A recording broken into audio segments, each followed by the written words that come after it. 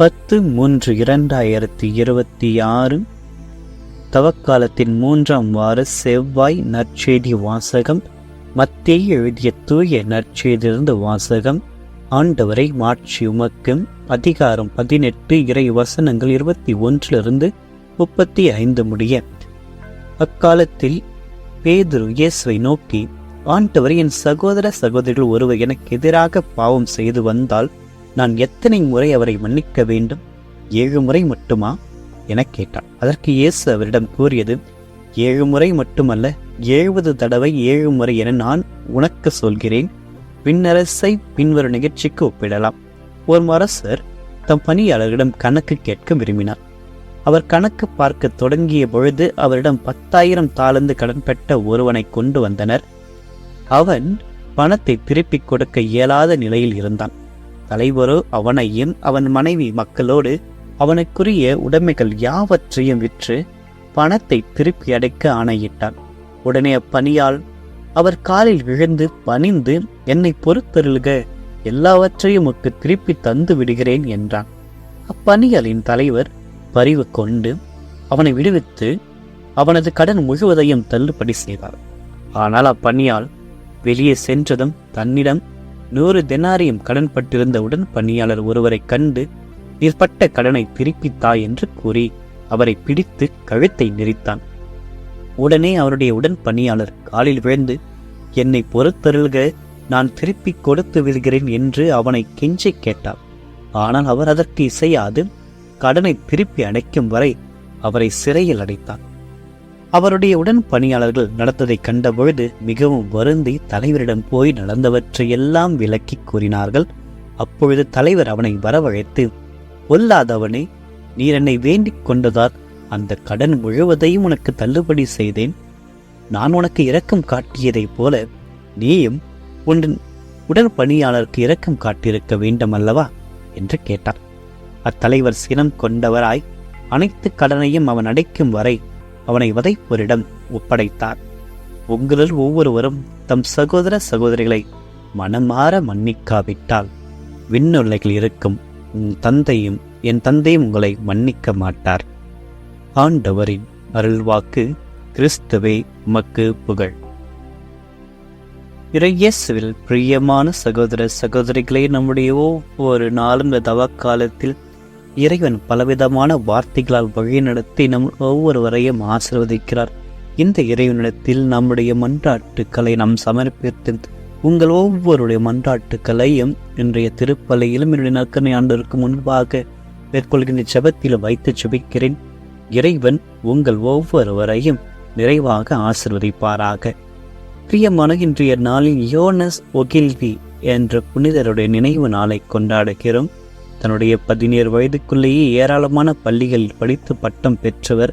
17ஆம் வயதில் கத்தோலிக்க விசுவாசத்தில் நிலைத்து நிறுந்து திருத்தந்தையர்கள் கற்கும் பள்ளியில் சேர்ந்து தன்னுடைய துறவற பயிற்சிகளை பெற்றவர். இயேசு சபையில் சேர்ந்து ஏறக்குறைய 10 ஆண்டுகள் ஆசிரியர் நாடுகள் மிக முக்கியமாக பணிகளில் பொறுப்பேற்று பணியை அவர் செய்து வந்தார். அதன் பின்பு தனது தாய் நாடான ஸ்காட்லாந்திற்கு திரும்பி வந்திருக்கிறார். அதன் பிறகு எடின்புர்க் என்ற இடத்தில் வழக்கறிஞர் பணியாற்றிய மகனுக்கு கல்வி கற்றுக் கொடுத்தார். கத்தோலிக்க விசுவாசத்தை கண்ணும் கருத்துமாக இருந்து பரப்பியவர். இவர் பலமுறை சிறைப்பிடித்து செல்லப்பட்டார். மறைபரப்பு பணி ஈடுபட்டிருக்கின்ற பொழுது மீண்டும் சிறைப்பிடித்து அவர் செல்லப்பட்டு அங்கிருந்து விசுவாசத்தை கைவிடும்படி வற்புறுத்தப்பட்டார். ஆனால் அவர் சிறிதும் தளராமல் இருந்ததினால் இவர் மீது பொய் குற்றம் சுமத்தப்பட்டு இறப்பதற்கான ஆணை அவருக்கு பிறப்பிக்கப்பட்டு தூக்கிலிடப்பட்டு அவர் கொல்லப்பட்டார். இவருடைய வாழ்க்கை வரலாற்று ஒரு மறைசாட்சி வழியாக நாம் இறை நம்பிக்கையில் சிறிதும் தளராமல் ஆண்டவரை பற்றி கொள்ள இவர் வழியாக நாம் இன்று செபிப்போம். இறைவன் நம் ஒவ்வொருவரையும் நம்முடைய வேண்டுதல்களையும் தூய யோனஸ் ஒகில்வினுடைய வழியாக நமக்கு நிறைவேற்றி தருவார். பிரியமானவர்களே, இந்த நற்செய்தி வாசகத்தின் வழியாக தவக்காலத்தில் அமைதியில் நாம் அடிக்கடி நம்மை நாமே கேட்டுக்கொள்கின்ற கேள்வியானது, எது போதுமானது? எவ்வளவு நோன்புதான் இருக்க வேண்டும்? எத்தனை முறைதான் ஜெபம் செய்ய வேண்டும்? எவ்வளவுதான் தர்மம் செய்யலாம்? இது போன்ற கேள்விகள் எழும்பும். இன்றைய நற்செய்தி வாசகத்தில் பேதுருக்கும் இது போன்ற ஒரு கேள்வி, அதாவது எத்தனை முறை மன்னிப்பது, 7 முறையா அல்லது 70 முறையா? அவர் கேட்கின்ற பொழுது இது ஒரு பெரிய விஷயம் என்று நினைக்கிறார். ஆனால் இயேசுவும் அந்த கணக்கையே உடைக்கிறார். 7 முறை அல்ல 70 முறை என எல்லைகளற்ற மன்னிப்பிற்கு நம்மை வரவேற்கிறார். அதற்கு வழியாக ஒரு உவமையும் விளக்குகிறார். ஒரு பணியாளர் தன்னுடைய அரசருக்கு 10,000 தாலந்து கடன் பட்டிருக்கின்றான். ஒருபொழுது திருப்பி செலுத்த முடியாத அந்த கடனை அந்த அரசன் அவருக்காக மன்னிப்பையும் இரக்கத்தையும் காட்டி அந்த கடனை அவர் தள்ளுபடி செய்கிறார். ஆனால் இந்த கதையினுடைய சோகம் என்ன என்றால், இவ்வளவு பெரிய மன்னிப்பை பெற்ற அந்த பணியாளன் தனக்கு மிக சிறிய தொகையை தர வேண்டிய சக பணியாளனை மன்னிப்பதற்கு மறுக்கிறார். இதை பார்த்து நாம் ஆச்சரியப்படலாம். ஆனால் தவக்காலத்தில் ஒப்புக்கொள்ள வேண்டிய உண்மை என்னவென்றால், நாமும் அந்த பணியாளரை போலதான் நாம் இருக்கிறோம். அந்த ஒரு வேலையாளை போலதான் நாம் இருக்கிறோம்.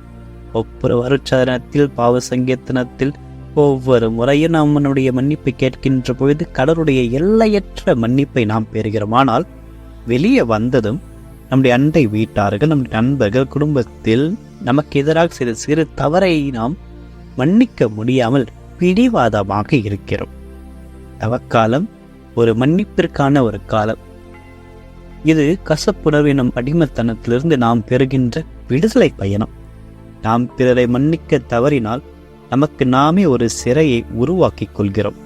இந்த தவக்காலத்தில் உணவை தவிர்ப்பதைப் போல நம்முடைய உள்ளத்தில் இருக்கின்ற இந்த கசப்புணர்வுகளை நாம் தவிர்க்க வேண்டும். மன்னிப்பு என்பது மனித ரீதியாக இயலாத காரியமாக தோன்றுகின்ற பொழுது, இதோ நம்முடைய ஆலயத்தை வைத்திருக்கின்ற பீடத்திற்கு பின்பு இருக்கின்ற திருச்சிலுவையை நோக்க வேண்டும். அங்கே தமது சிலுவையில் அறைந்தவர்களுக்காக பரிந்து பேசுகின்ற இயேசு தன் உயிரையும் பொருட்படுத்தாமல் மன்னிப்பை வழங்குகிறார். அவர்களுக்கு அந்த அவருடன் சிலுவையில் அறையப்பட்ட அந்த நபர் அதற்கு தகுதியானவர்கள் என்பதாக அல்ல. அதே போன்று இறைவன் அந்த பரிசேயர்கள் தன்னை துன்புறுத்தி எதிரிகளுக்காக மன்னிப்பை வேண்டுகிறார். அப்பொழுது அந்த நபர்களும் தகுதியானவர்கள் இல்லை. இருந்த போதிலும் ஆண்டவர் இயேசுனுடைய அன்பானது 7 முறை அல்ல 70 முறையும் மன்னிக்கக்கூடியது என்பதை இறைவன் சிலுவையில் காட்டுகிறார். இந்த சிலுவையை நாம் பார்க்கின்ற பொழுது நாம் எதை பெறுகிறோமோ அதுவாக மாற அழைக்கப்படுகிறோம். எல்லையற்ற இரக்கத்தை நாம் கடவுளிடம் பெற்றிருக்கிறோம். ஆக அந்த எல்லைகளற்ற மன்னிப்பை நாம் பிறருக்கு வழங்க வேண்டும். உண்மையான தவக்கால மனமாற்றம் என்பது நம்முடைய பழக்க வழக்கங்களை மட்டும் மாற்றுவதல்ல, மாறாக நம்முடைய இதயத்தை, அது மன்னிக்கின்ற ஆண்டவர் இயேசு இதயத்தை போல மாற்றுவதாகும். ஆக அந்த ஒரு நிலையில் இந்த நாளை இறைவனிடத்தில் ஒப்படைத்து ஜெபிப்போம். நாமும் இறைவனை போன்று எல்லையில்லா கணக்கிலிடாத இரக்கத்தையும் மன்னிப்பையும் பிறருக்கு வழங்கி உறவை மேன்மைப்படுத்துவோம். ஆமென். மற்றடுவமாக இன்றும் வாழும் எல்லாம் அல்ல இறைவா, இந்த புதிய விடியலுக்காக உமக்கு நன்றி கூறுகிறோம். இந்த புதிய நாளில் உம்முடைய கிருபையையும் இரக்கத்தை எங்கள் மீது பொழிவதற்காக உம்மை போற்றுகிறோம்.